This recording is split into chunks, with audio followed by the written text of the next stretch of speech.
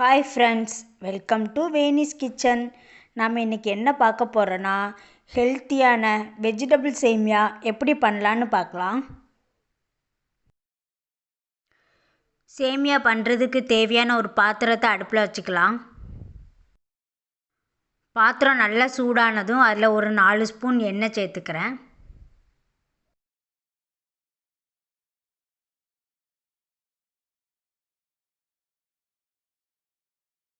எண்ணெய் நல்லா சூடானதும் கடுகு உளுந்து சேர்த்துக்கிறேன். கருவேப்பிலை சேர்த்துக்கிறேன்.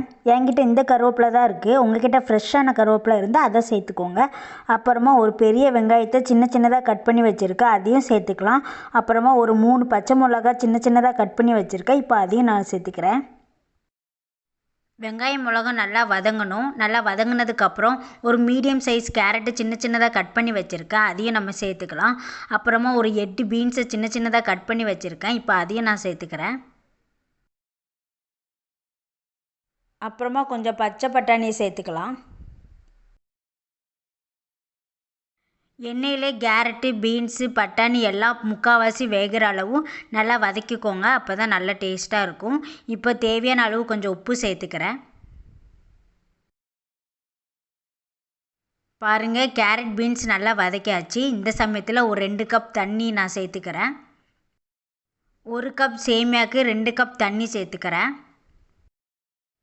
நான் எம்டிஆர் ரோஸ்டட் சேமியா நான் சேர்க்க போகிறேன். இது கொஞ்சம் சைஸ் பெருசாக இருக்கும், அதனால் 1 கப் சேமியாவுக்கு 2 கப் தண்ணி சேர்த்துருக்கேன். தண்ணி நல்லா கொதிக்கட்டும்.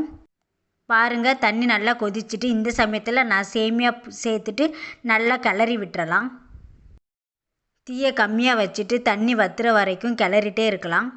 பாருங்கள், தண்ணியெல்லாம் வற்றிட்டு எப்படி ஒட்டாமல் உதிரியாக அழகாக வந்திருக்கு. இந்த சமயத்தில் நம்ம அடுப்பை ஆஃப் பண்ணிவிட்டு இறக்கி வச்சிடலாம். நீங்களும் இதே மாதிரி உங்கள் வீட்டில் செஞ்சு பாருங்கள், நல்லா டேஸ்ட்டாக இருக்கும். குழந்தைங்களுக்கும் ரொம்ப பிடிக்கும். உங்களுக்கு இந்த வீடியோ பிடிச்சிருந்தால் லைக் பண்ணுங்கள், கமெண்ட் பண்ணுங்கள், சப்ஸ்கிரைப் பண்ணுங்கள். பாய் ஃப்ரெண்ட்ஸ், அடுத்த வீடியோவில் நம்ம பார்க்கலாம்.